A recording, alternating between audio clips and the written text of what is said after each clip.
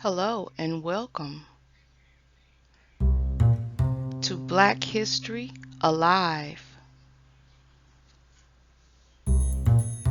My name is Donna Jackson of Donna Jackson LLC and DonnaJackson.biz. Each week of Black History Month 2021, I will bring you a slice of Black history important to me. So let's get started.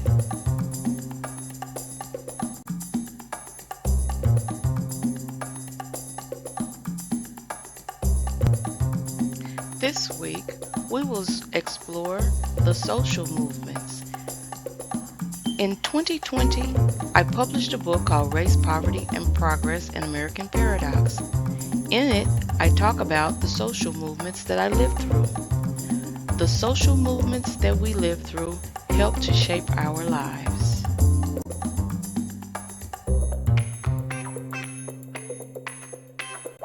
We will begin with the Civil Rights Movement.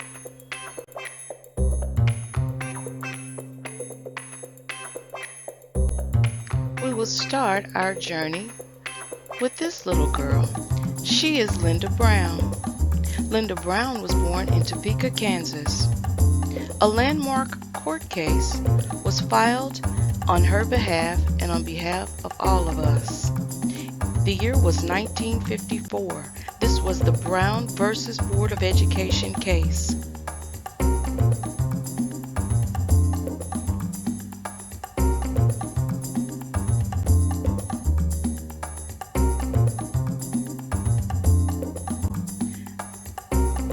The Supreme Court decided that separate but equal accommodations in school were unconstitutional fundamentally, according to the 14th Amendment to the Constitution.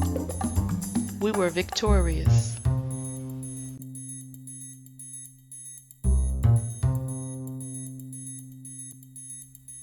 This is former Justice Thurgood Marshall. He was the attorney who argued the Brown versus Board of Education case. Thurgood Marshall was born in Baltimore, Maryland. Justice Marshall was smart, plain-spoken, and determined. Please check out Justice Marshall at oyez.com. That's oyez.com. Justice Marshall represents the pioneer.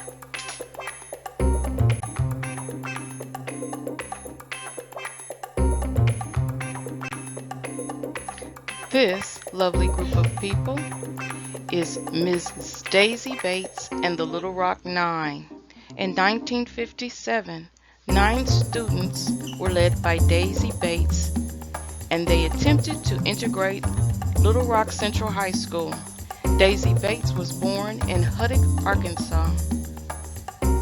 When they tried to integrate the school, they were doing so on the heels of the Brown versus Board of Education case, which was successful. But they were met with turbulence and violence. President Eisenhower had to send in the military to ensure their safety. The brave 9 students are Minnie Jean Brown, Elizabeth Eckford, Ernest Green, Thelma Mothershed, Melba Patillo, Gloria Ray, Terrence Roberts, Jefferson Thomas, and Carlotta Walls. Mrs. Daisy Bates represents the Guardian.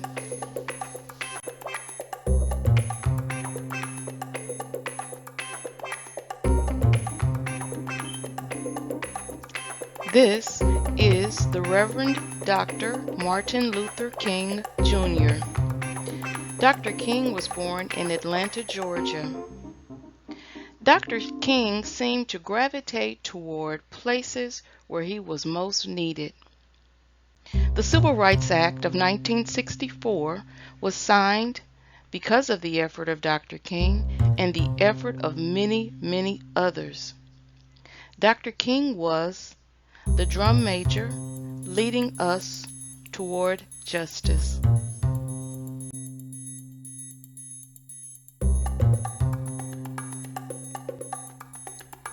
Now let's transition from Civil Rights Movement to the Black Power Movement.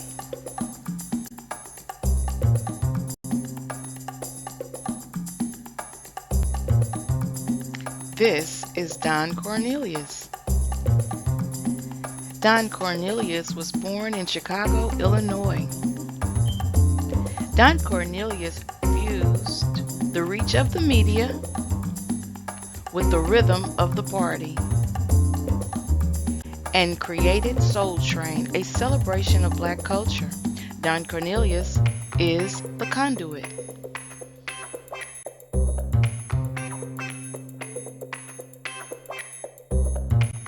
Now this is James Brown. James Brown was born in Barnwell, South Carolina. He said, "Say it loud," and we said, "I'm black and I'm proud," and pride was flowing everywhere. James Brown was the amplifier.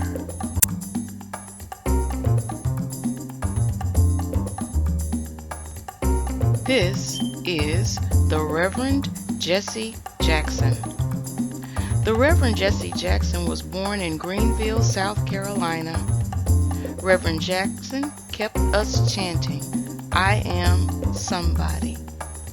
Reverend Jackson was the orator.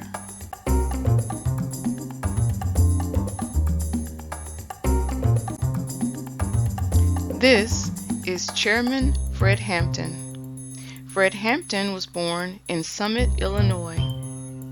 He had an outstanding grasp of the plight of the oppressed, and he knew how to overcome it. Fred Hampton was the synthesis.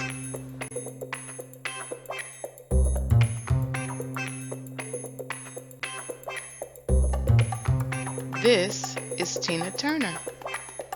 Tina Turner was born in Nutbush, Tennessee.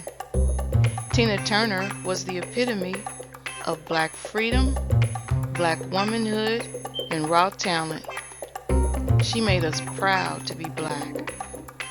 Tina was the spark.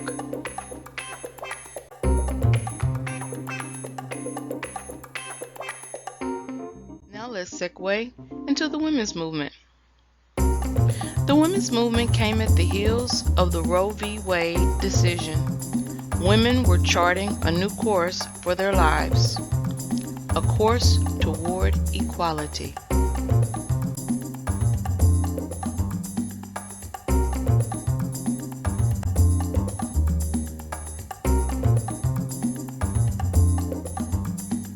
This is Diana Ross.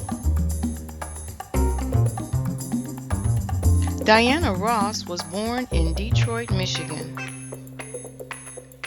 She shot to superstardom as a member of the Supremes. As a solo act, she made music, movies, and had a family.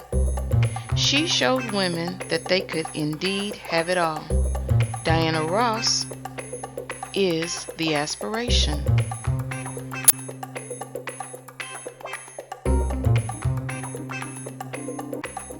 Now, the earliest form of rap music used disco beats, but soon shifted from the party to the streets and to the reality of the struggle.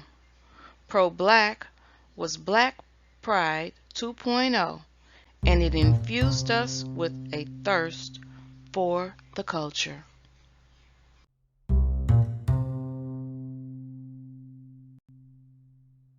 Now here we see Grandmaster Flash and the Furious Five.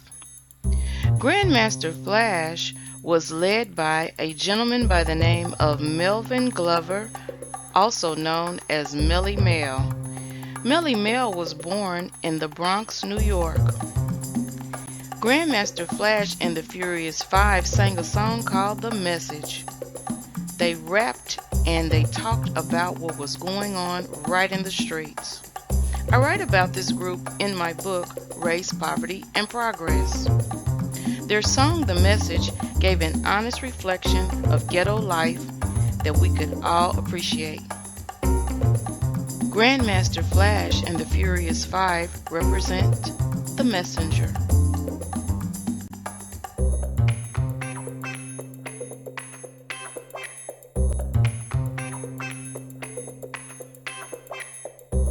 Now this, my friends, is Spike Lee. Spike Lee was born in Atlanta, Georgia. He is a master of depicting the tension and the triumph of Black life in America. Spike Lee is an outstanding director, and I believe I've watched all of his movies. Spike Lee represents the storyteller.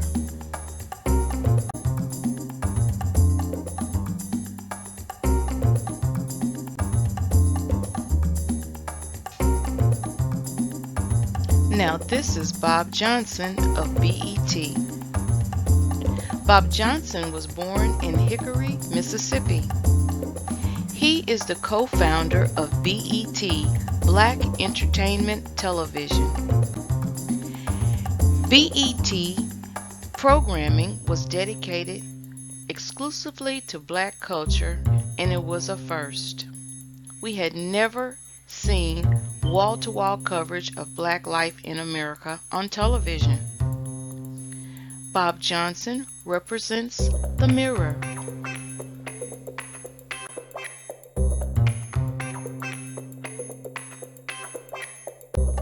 So here we are, inspired by all these movements and all of these important people. I have tried to take my rightful place in the world, and in so doing,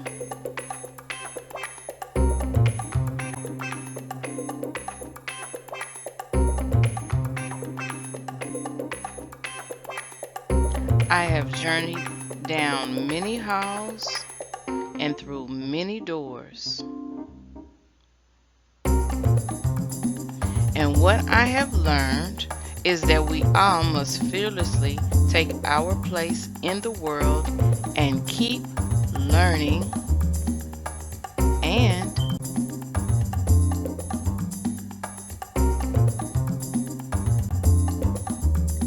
keep growing and definitely keep on moving.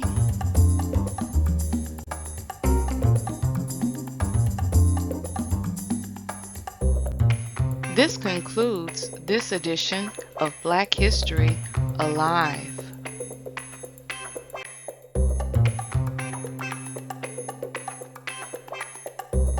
Thank you for watching. For more information about me or any of my projects, go to donnajackson.biz. And don't miss next week's edition of Black History Alive. Bye-bye.